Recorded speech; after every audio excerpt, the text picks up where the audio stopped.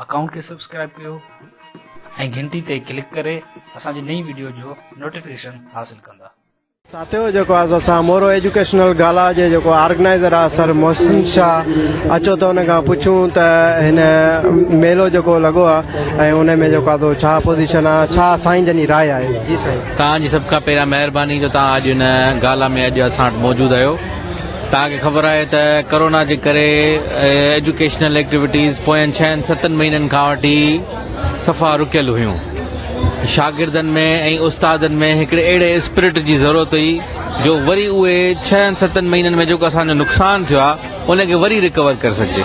असांजो मौजूदा assistant commissioner आहे जनाब एहसानुल्लाह यूसुफज़ई, उनखे असां हिकिड़ी आइडिया ॾिनीसीं छो न हिकिड़ो 10 नवंबर ते वर्ल्ड साइंस डे आहे, छो न उनखे हिकिड़ो वॾे गाले में तब्दील कजे ऐं सभिनी इदारनि मोरे जे इदारनि खे उनमें पब्लिक हुजनि ऐं प्राइवेट हुजनि उन्हनि खे पार्टिसिपेशन ॾिजे ऐं जेके असांजूं विञायल एजुकेशनल एक्टिविटीज़ आहिनि उन्हनि खे वरी बूस्टअप मिली सघे।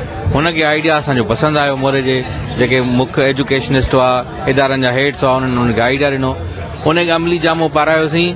2 ॾींहंनि में तव्हां ॾिठो हूंदो हिकिड़ो मेले जो समा आहे, नंढा हुजनि, ॿार हुजनि, बच्चा हुजनि, उस्ताद हुजनि, न्याणियूं हुजनि, उन सभिनी में हिकिड़ी अजीब क़िस्म जो सेंस ऑफ ओनरशिप आहे। सभिनी हिन गाला खे ऑन कयो आहे ऐं इन ऑन करण जो इहो असांखे फ़ाइदो मिलियो आहे जो मोरे जो हिकिड़ो सॉफ्ट इमेज असांजो पूरे पाकिस्तान ताईं ट्रांसलेट थियो आहे ऐं प्रोजेक्ट थियो आहे।